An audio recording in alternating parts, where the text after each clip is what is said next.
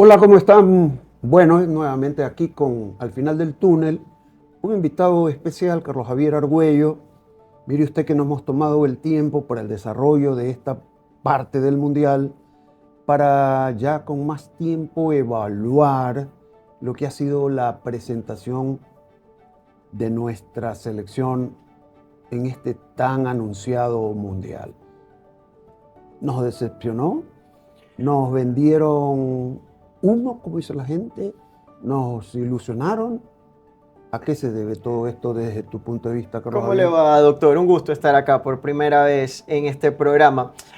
Hay dos visiones con eso. Yo al inicio pensaba que Ecuador llegaba a 16avos de final porque pensaba que Ecuador quedaba segundo en el grupo. Decía, le gana a Curazao, queda segundo y en 16avos te tocaba Noruega o Senegal, que sí eran selecciones de segunda línea y no la veía preparada esta selección para afrontar ese tipo de rivales. Ahora, luego de cómo se da la fase de grupos, quedando tercero, con México en el camino, yo digo, a ver, México es una selección que ha competido, viene con confianza, es local, pero le tocó un grupo flojo, me ha mostrado alguna temerosidad al momento de intentar mostrar esa localía. Ecuador puede, creo que puede.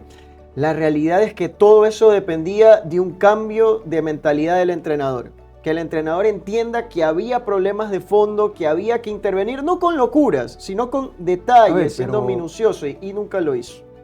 pero estás esperando esto ya en el escenario ideal que es el Mundial, porque antes ya mostraba los mismos defectos, ¿no? Un poco control, una desadministración, poca intensidad ofensiva, sin medios campos, no improvisó nunca, perdón, improvisó demasiado para en pleno mundial diseñar alineaciones diversas.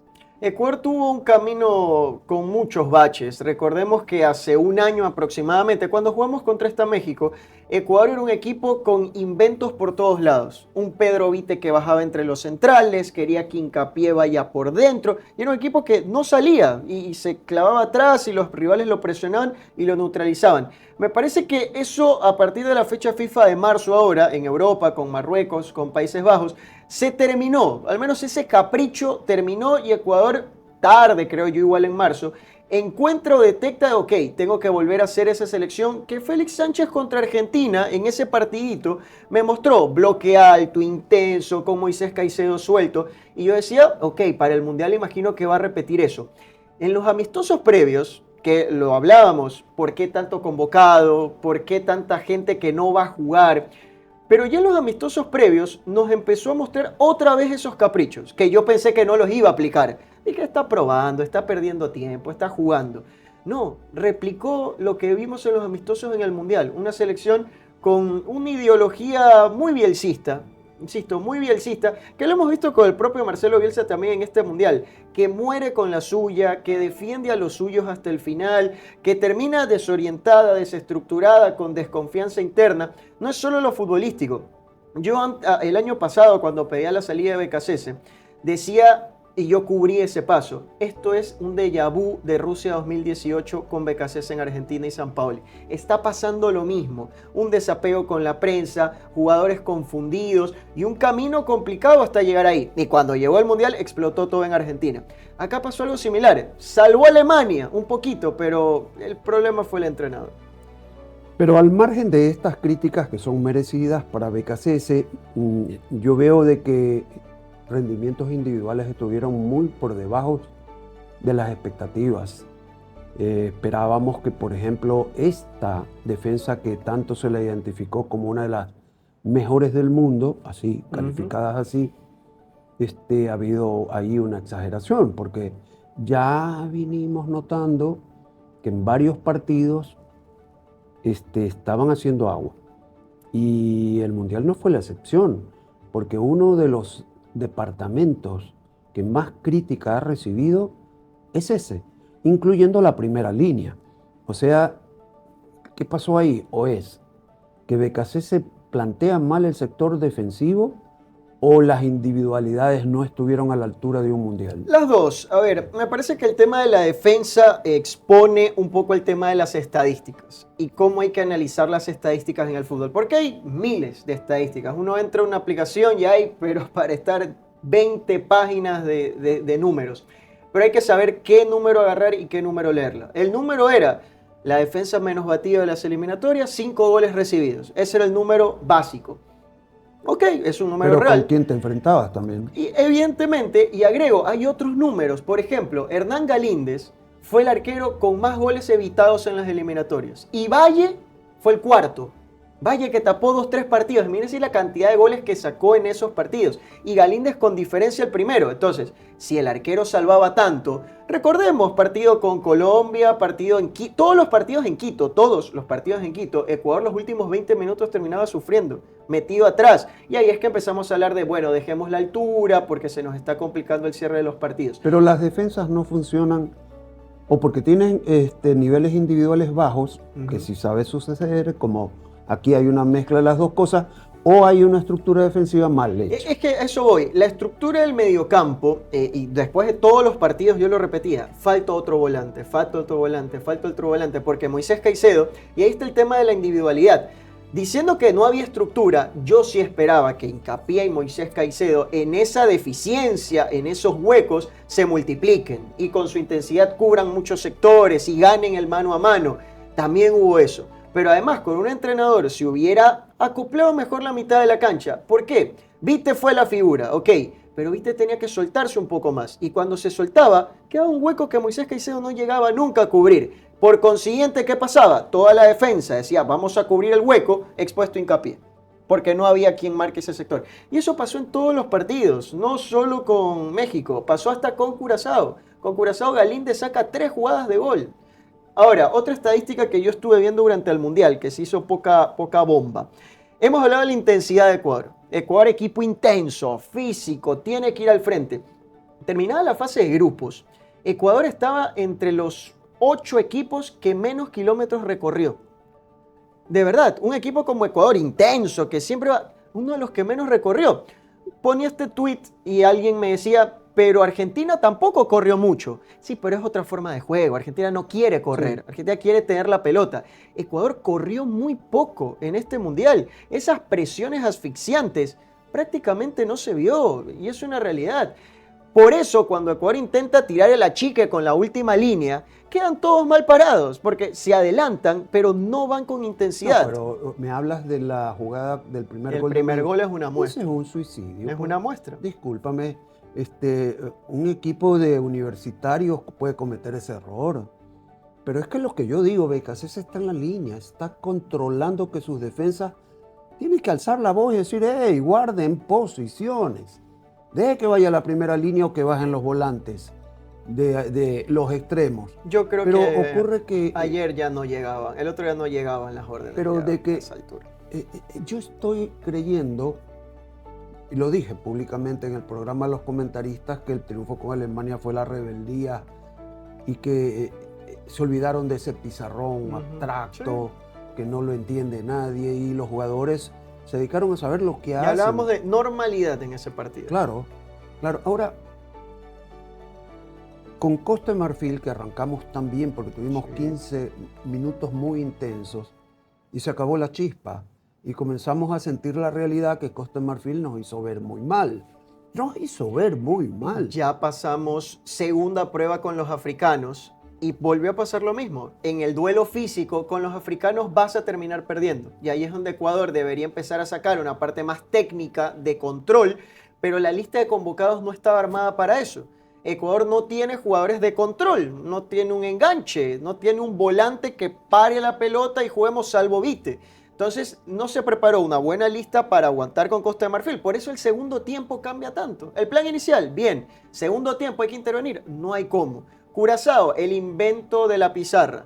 Con Alemania, yo creo que Ecuador se plantea normalmente y hay una ayuda de una Alemania que, ok, relajado, y una Alemania muy expuesta, que la venimos viendo también. Sí. Que tiene su mérito, ojo. Está eliminada Alemania, y ojo, tiene su mérito ir y pegarle a Alemania y animarte, tiene su mérito. Claro, pero esta Alemania es un equipo sin medio campo, que sufre atrás, y después lo he visto con México, que creo que el entrenador lamentablemente muere en la suya, y en la suya me refiero también a la sobreprotección de algunos nombres. Yo entiendo que desde acá es fácil decir, saca este, saca el otro, pero no merecían salir los que salieron, que fueron los más destacados. Llevó a Nilson Angulo. Y que se queden en la cancha jugadores que hicieron un mundial tétrico, pero es mi capitán, es mi líder, no puedo. Y termina entrando encima Kendry Páez, que ya fue la muestra de acá muero con los míos. Y yo siempre soy muy, que esto es la escuela de Bilardo un poco más, del pragmatismo. Aquí hay que ser pragmático, hay que buscar el bien común, no mi gusto, mi ego. Y eso es lo que tiene que quedar como enseñanza del estilo de entrenador para traer ahora. Y, vamos paso por paso, porque la que teníamos como una almejita, que era Curazao, ¿por qué realiza tantos cambios?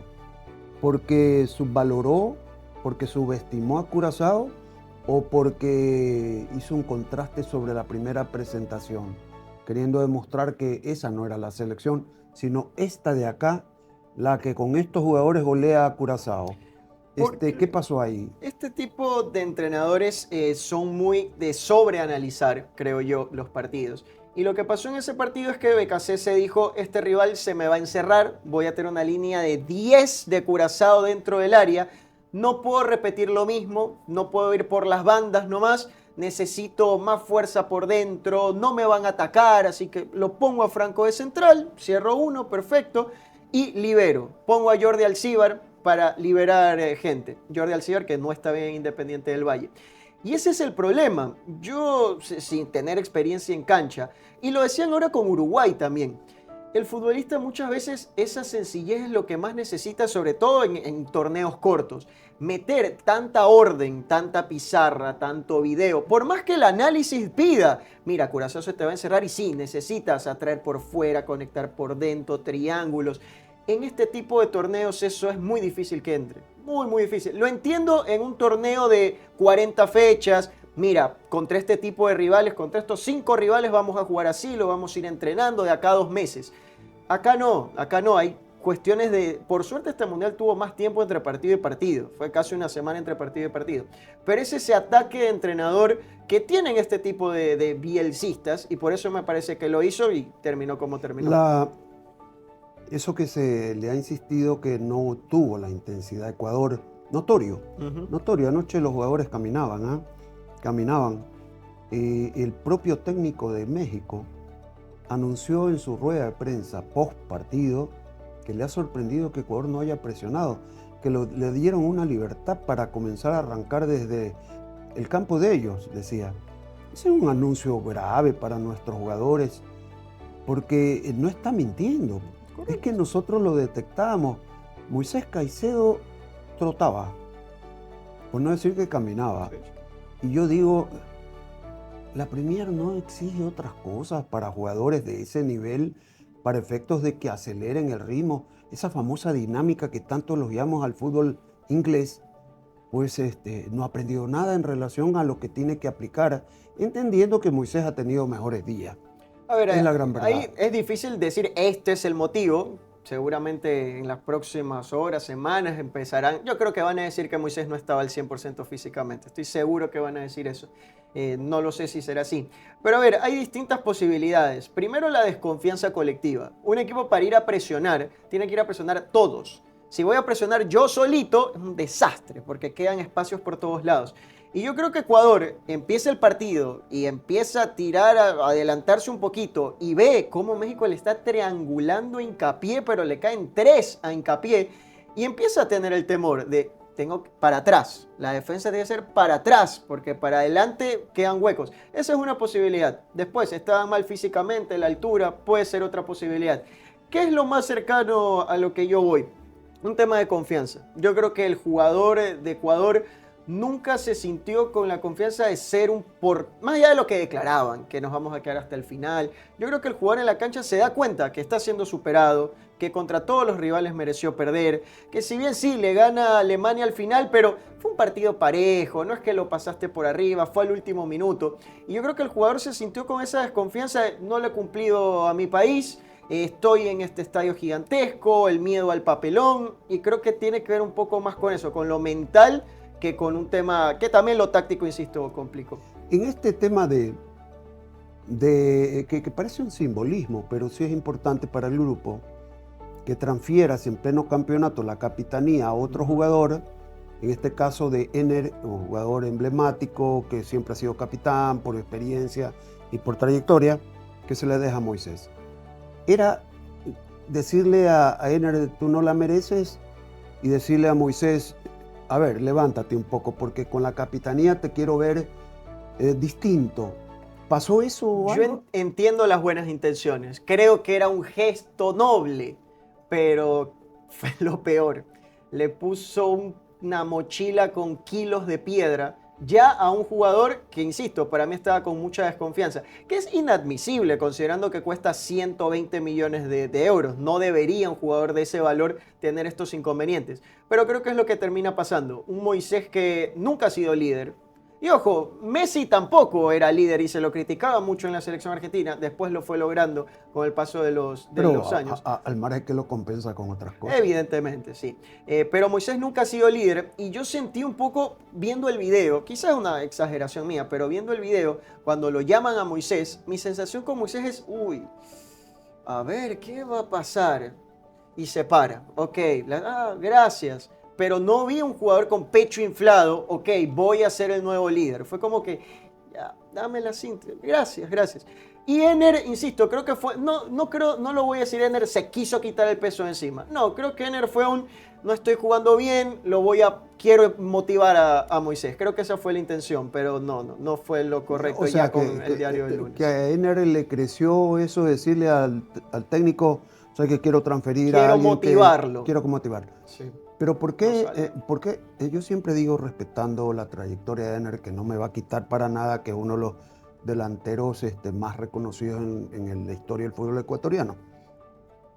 Pero no creerías que debió ser más sincero con el técnico y decirle, no me use, exacto, profesor. No me use, profesor. Bielsa el otro día declaraba, nunca en mi carrera me había pasado que un jugador me pida salir, en el caso Muslera. El arquero, correcto. Entonces, ahí mi duda es si esto pasa de verdad, si hay jugadores que le dicen a los entrenadores, sáquenme. A mí me consta decir, profesor, no estoy al 100% lo que requiere la selección. Yo puedo dar un paso al costado. Yo voy a respetar su decisión, pero... Que quizás se lo dijo, es una posibilidad. Es más, si un jugador te advierte eso, es una necesidad insistirlo, porque te lo va a sacar después. Yo le dije, profe. Eso es innegable y creo que es uno de los top 3 de mayores errores de esta selección, porque Ecuador jugando más o menos, jugando mal, jugando momentos buenos, salvo los ratitos de Kevin Rodríguez, nunca tuvo un jugador que sostenga los ataques adelante. Porque Ecuador incluso en momentos flojos, pongamos, está jugando mal, el pelotazo, por lo menos el 9 que la chupe, que la luche, que la busque, quizás no la gana, a veces sí no. Ecuador con Ener Valencia, pero ni un minuto en el Mundial tuvo esa posibilidad. Entonces ya por ahí tenías bloqueado el camino del juego directo. Sí o sí había que construir por las bandas, había que construir un poquito por dentro, porque adelante era impresionante cómo lo sacaban con tanta facilidad. Ayer el central de México, César Montes ha sido muy cuestionado en México. Se lo critica cuando jugaba en la liga local, ahora en Rusia, se hizo expulsar el primer partido con Sudáfrica, no transmite confianza. Partidazo de Montes, impecable, llegaba primero a todos los cruces. Y tiene que ver un Ener Valencia que realmente no estuvo. El central alemán, el que se come el penal, criticadísimo en el Bayern, en el Leverkusen, en Alemania, central tosco, lento. Se impuso en todos los cruces. Después, Ener Valencia tiene 36 años, hace poco no jugaba en Inter de Porto Alegre, era el tercer suplente del Inter de Porto Alegre, ya venía bajando. Le sirve ir a Pachuca, su casa, recuperó confianza. Yo vi al Pachuca, el Pachuca era un equipo que tiraba pelotazos y Ener más o menos luchaba, le sacaba algo de ventaja a los centrales, pero tampoco fue una figura descollante, era un aporte, no restaba, como ahora lo hizo en la selección. Pero el error es otra vez del entrenador no en el Mundial, los últimos 2 años y medio no haber buscado una variante. A mí me indignaban los amistosos contra Guatemala, contra quien sea, que Ener jugaba los 90 minutos. No. ¿Cómo se puede responder a eso si convoca a 36 jugadores, prueba uno, otro que por ahí convenció? Me refiero a 2 sobre todo. A este Chico Valencia y a Denil Castillo, ¿no? Escandaloso. Que dejaron un muestrario. Puedo ser útil como un tercer volante considerando ofensivamente. recursos que no se tenían. Y que los mostró. Por ejemplo, Daniel Castillo, la gente probablemente no lo vea, juega en Dinamarca, ha sido destacado en Europa League, ha jugado Champions, o sea, no estamos hablando de, por ejemplo, Anthony Valencia sí, Anthony Valencia juega en la Liga de Bélgica, ha pasado lesionado, puedo entender las dudas. Daniel Castillo viene de 2 temporadas muy buenas, en niveles altísimos, y un recurso, insisto, que Ecuador no tiene, ese volante que rompe, que va, ida y vuelta, presión, salvo cuando Moisés lo hace, que en este Mundial nunca lo hizo porque estaba atrás, ese recurso no lo tuvo. Y luego Anthony Valencia lo mismo, que es más, a mí lo que me sorprende es que el recurso Anthony Valencia hubiera sido un motivo para aplaudir a BKCS. Decirlo, mira, lo sacaste de la banda, lo pusiste por dentro, te rindió, bien el entrenador. No lo siguió, no lo volvió a aplicar. De verdad que eso me parece total para estos jugadores, ¿no? Ahora, lo de Nilson Angulo, que termina siendo un jugador importante por su destaque individual, ¿ah? En un partido que debes ganarlo, no lo incluyó. Hablo con Curazao. Esto demuestra que el técnico no la tenía consigo. Tú dices que estudia demasiado para confundirse más. Yo creo que ni siquiera eso lo hace. Es que ocurre que ayer, tú ves mucho fútbol mexicano, yo referencialmente, pero a esta selección mexicana sí la he visto. Y dije, ahí está la fórmula, son las bandas. Y ayer decía que encuentro que incluye otro volante por ahí. Sí, Amora. Pero nunca dejó lo que las bandas hagan su efecto. Es que el volante era para activar las bandas. Genero ventajas por dentro para activar mejor las bandas. Pero jugó Ecuador para optimizar ese recurso de los mexicanos. Obvio, porque ya... Esto se quiere decir que alguien no estudió No sé si no estudió, no le importa y sus caprichos no sé, es que no entiendo por qué hay una cosa obvia, evidente y los entrenadores no lo cambian. Y esto aplica para un montón. Países Bajos se ve eliminado con un planteamiento inentendible por completo que hizo el entrenador. Es la raza de los entrenadores un poco inentendible. Lo que yo sí no tengo respuesta es lo de Nilson Angulo. A ver, primer partido con Costa de Marfil. No venía bien físicamente, los de Costa de Marfil son fuertes por los costados, Alan Minda podía hacer mejor el ida y vuelta. Bueno, dale, justifico. Póngalo a Alan Minda que después no rindió. Lo de Curazao es inentendible porque jugó Pervis Estupiñán por esa zona. Un Pervis Estupiñán de floja temporada, que le cuesta el tema defensivo y que hace rato en ataque no es claro. Inentendible. Y recién el tercer partido va Nilson Angulo a ser titular. Es un recurso desperdiciado. Es más, soy sincero, a mí me sorprendió el Mundial de Nilson. A mí me parece un buen jugador, pero en serio, tuvo mucho liderazgo individual. Arrebato, él solo. Son recursos individuales en un contexto como el de Yeboah, que yo no entiendo cómo se desperdicia lo de Yeboah cuando fue un tándem que sirvió mucho para el Costa de Marfil. Los primeros 20 minutos de esta pareja era impresionante. Y, a ver, pero aquí hay yo siento que la gente, caminando aquí por la calle, conversando, desanimada, se creyeron demasiado todos los elogios contra Alemania, porque de todas maneras es una etiqueta muy fuerte ganarle a un campeón del mundo. Es un campeón que viene devaluado, es el tercer mundial. Y ojo, que si tú revisas jugador por jugador, dices, esta es una selección poderosa, pero no es tanto jugando. Sí. Lo ha demostrado con Paraguay, lo ha demostrado con Ecuador. O sea, ellos regresan tal y cual como regresamos nosotros y tal vez el impacto de su retorno sea más fuerte que el nuestro. Hay muchos problemas internos, están saliendo en estas horas, Das Bild y todo, que los jugadores no hablaban con el entrenador, que las esposas desconcentraron en las concentraciones, hay un montón de cosas que empiezan a salir. Es que siempre después del Mundial salen los pretextos. Y ya vendrá para acá también. No, y aquí ya hay un poco de pretexto que uno no lo tiene que consumir. Correcto. Porque le prenden fuego para ver si es que el humo tapa el Pero a ver, ahí también va un poco el tema de la prensa en general, en todo este camino. Yo estoy ilusionado con esta generación. Generación dorada, pero será la mejor, la segunda mejor, no importa, pero es muy, muy buena. Y creo que en este Mundial hemos confirmado, era algo que yo reflexionaba, en este Mundial, para mí, la delantera de Ecuador fue mejor que la defensa. Tanto hablamos, la mejor defensa del mundo fue un desastre en todos los partidos. No hay un partido donde se salven, salvo Joel Ordóñez. Y adelante, bien el Angulo, bien Yeboah, Ener se comió los goles, pero Rola entró a aportar. El tema Plata sí me queda de ver, creo que el entrenador no lo termina de usar bien, lo usó más como un acompañante que como él el conductor principal.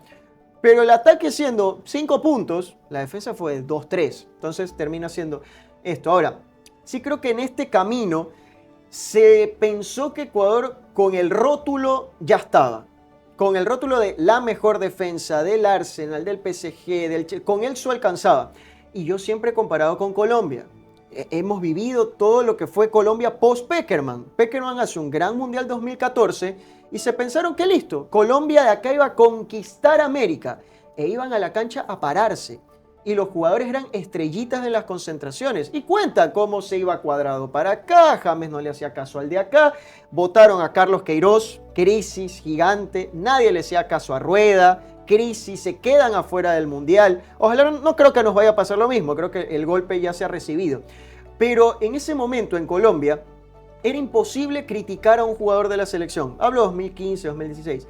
James Rodríguez no jugaba en el Madrid, no jugaba en el Everton, pasaba lesionado, no se lo podía criticar, intocable, es el mejor James. Y acá siento que nos ha pasado un poco lo mismo. Cuando se dice, ojo, Moisés Caicedo no viene bien, ojo, está con muchas faltas, le están sacando, en el Chelsea me refiero. ¿Qué te pasa? Pero con Moisés no. Cuando se dice, Pacho tuvo un flojo partido en Champions, no, pero sí es el mejor central del mundo. Y yo estoy seguro que eso también le llega al jugador y llega al cuerpo técnico. Y no estoy diciendo que los despedacemos, pero creo que desde la interna misma tienen que saber que no han ganado nada y que esto no se gana con el rótulo. No se gana con bicampeón de Champions. Se gana, me impuse a Raúl Jiménez, lo bloqueé no pudo. A Wirtz. Diomandé no me pasó ni una vez. Eso es lo que hay que ganar. Que era el estándar que esperábamos. No con la previa y con la fiesta. Y eso hay que aprender entre todos, creo. ¿A ti te gusta mucho eso de poner nombres y carpetas sobre la mesa? Algo que yo no practico nunca. Estoy puliendo mi lista. Sí. Ya, me imaginaba. BKCS ya es historia y ojalá no regrese nunca más. Esa es la gran verdad. Sí, no merece. Con su versito ese de que no me he ganado el corazón de esto. Yo insisto, impuso su ego sobre el bien de Ecuador y eso es imperdonable. Y en esa lista hay muchos. Porque yo he dicho que la característica del nuevo técnico, que hasta ahí llego yo, ya será responsabilidad de otros el que nombre, que ese ahí tengo una preocupación, quiénes son los que nombra, porque esos son los que han fallado. Que suelen ser 1 o 2. Ya. Bueno, pues tiene que ser más, pues hay que saber presionar para que sean más. Que tenga experiencia, rodaje, que tenga capacidad intelectual para ver el fútbol. Anoche lo demostró Aguirre, que sabía cómo jugaba el rival y mostró una lección de cómo utilizar un equipo tácticamente y que sepa explotar a jugadores que están en pleno crecimiento. ¿Crees que es fácil conseguir algo así? Yo agrego un par de aristas ahí. ¿Cuál más? Que, ojo, a mí no me gustaban estas aristas, pero he aprendido en los últimos años que es lo que necesito. ¿Cuáles son esas? Paternalismo. ¿Pero qué quiere decir eso? Un técnico muy apegado a los jugadores como Alfaro, que venda humo, que hable un poquito, que cree este grupo. ¿Pero cómo te puede gustar eso? A mí no, dije, estoy en contra de esto, pero lamentablemente es lo que se necesita. Que tenga una postura fuerte, ¿por qué? Porque a Pacho lo dirige Luis Enrique, porque Hincapié lo dirige Arteta, al otro le va a dirigir Xabi Alonso. Venir a Ecuador y que te dirija un técnico de menor categoría, ya lo vimos con Sixto Bisuete. Insisto, no estoy de acuerdo, pero es lo que pasa. Edison Méndez y Valencia, lo dirigía Ferguson, después Sixto, no hay el respeto. Lamentablemente, paternalismo, respeto, y lo más importante, que sea simple, no conservador, simple en sus tácticas. Esto lo hablamos siempre con Carlos Gálvez y yo lo pongo en la mesa a Scaloni, lo pongo en la mesa a Lorenzo, por ejemplo. No son entrenadores que de un día para el otro te arman una línea de 3 y de un día para el otro sacaron a un 5 y pusieron doble 9 y se inventaron cosas.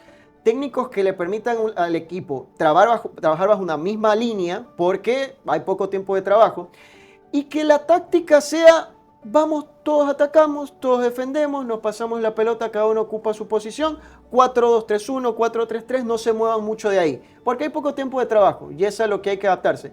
Colombia juega de la misma forma desde que llegó Lorenzo hasta hoy, no ha cambiado en nada, tuvo subidas, bajadas, pero es la misma idea. Se dice que lo repiten siempre los periodistas, los aficionados, que los males del fútbol los cura el propio fútbol. ¿Hay cómo ilusionarse con esto? ¿Tú crees que vienen rectificaciones fuertes, más rápidas que lo que esperamos? Tengo un temor que son los tiempos. Ojalá en septiembre, ahorita, ya esté el nuevo entrenador. Porque ¿Sí? conociendo a mi gente, por ejemplo, la sub-20 de Ecuador no tuvo entrenador casi un año porque, espera, el sudamericano es en enero. Ya mismo contratamos, cuando estemos más cerca ahí contratamos, ahí nos ahorramos un par de meses. No, el técnico tiene que estar siempre. Ojalá en septiembre haya entrenador. No quiero eso de, ya va, en noviembre, en marzo, allá contratamos, que todavía no arrancan las eliminatorias, que vaya un interino. Eso, después, yo creo que económicamente la federación no está mal, más allá que en Copa Ecuador medio que les cuesta estar al día, pero no es tan mal, acaban de ganar 21 millones de dólares en premios. BKC se ganaba 2.5 millones al año, que es un promedio bueno, está en el top 10, correcto. Es decir, hay dinero y hay una camada de jugadores para atraer a técnicos. Ahora, ¿qué pasa? Que esto es algo que yo vengo viendo. El fútbol de selecciones no está teniendo a grandes nombres porque es un fútbol, yo lo llamo un poco despectivamente, fútbol vago. Trabajan una vez cada 3 meses. Entonces, si yo quiero ser un entrenador en vigencia, en el mejor momento de mi carrera, no, quiero estar en el día a día todo el tiempo, juego cada 3 días. Acá están los técnicos ya un poco más de... Ancelotti, ya Ancelotti las vivió todas y ahora pasa 3 meses en Río, tranquilo, arma una lista, convoco, juego. Entonces, tampoco creo que se pueda tener un nombre muy pesado, pero sí lo que usted dice, o sea, alguien con esa experiencia, esa impronta de poner, plantarse y transmitir sencillez, paternalismo, buen grupo, creo que se puede conseguir. Después tienen que tener un buen ojo. Esperabas, te había estado postergando la invitación, porque decíamos, bueno, esperemos hasta que llegue. Yo pensé ¿Va a seguir esto? Pensé que hoy hablábamos de cómo enfrentar a Inglaterra. Yo pensé eso. ¿Te decepcionó entonces la selección? Con México sí. En la fase de grupos... ¿Y con Costa de Marfil? No, eso sí lo esperaba. Yo lo de Costa de Marfil sí lo esperaba. Ya. Acuérdense que cuando recién fue el sorteo yo dije que Ecuador hace 3 puntos, empata los 3 partidos. Estuve más o menos ahí cerca. Pero se ha ganado... Perdió uno. Sí, pero yo creo que los 3 partidos eran... Ha perdido 2. Yo creo que los 3 partidos eran, salvo el de Curazao, era para empate. Con Costa de Marfil nos bailaron el segundo tiempo, pero el primero fue parejos. Usted dijo, se podía empatar, si el equipo se cuidaba, se podía empatar. Esas son las locuras que se cometen cuando uno tiene que conseguir en un torneo tan corto un punto. Con Alemania era un partido que estuvo a 5 minutos de ser empatado. Por eso el rendimiento de la fase de grupos no me sorprendió. Sí, el partido con México, eso sí. Y el propio México, lo decía al inicio. De verdad que yo a estos jugadores que estuvieron en México los he visto debutar, a todos, cuando Julián Quiñones era suplente de Ener Valencia en Tigres, y Eduardo Vargas, y yo me acuerdo lo criticaba a Tuca Ferretti, póngalo a Julián, que es mejor que Eduardo Vargas. Yo los he visto hace tiempo. Y este rendimiento no lo veía venir por ningún lado. Por ningún lado, por eso está bien que celebren y que se ilusionen con lo que viene, porque de verdad que han jugado muy bien y mientras tengan al Azteca, quizás hay un impulso extra. ¿Alguna conclusión en relación al Mundial? ¿Tienes tu favorito ya? Yo cuando empezó el Mundial no lo veía Argentina. Lo tienes Argentina. Cada vez que pasa un partido veo más Argentina como candidata. ¿Se puede repetir la final? Creo que se va a repetir la final. Francia va como favorita. Va más maduro a la final, Francia. Sí. Pero hay niveles de las potencias que no llegan. Portugal no llega, España quizás vaya creciendo en el camino, Brasil más o menos. Y creo que hoy Francia por su poderío individual y Argentina por su entendimiento colectivo son las que veo más cercanas. Y los caminos no están difíciles. Argentina hasta la final, Colombia es el más bravo. El resto es todo accesible. Pero mi conclusión en general de Ecuador es entre decepción y un poco de frustración porque creo que había para hacer historia. Eso que se dio como discurso del mejor mundial de la historia, con otro entrenador se podía. Y el camino estaba, hubo un camino para hacerlo, pero no cometimos muchos errores desde adentro y desde afuera. y ojalá se aprenda ahora para la Copa América. Yo quiero pelear la Copa América, no quiero ahí más o menos. No, Ecuador puede pelear una Copa América, tiene el material. Hoy estamos en cero, no hay defensa, no hay mediocampo, no hay nada. 2 años tiene y ese es el desafío.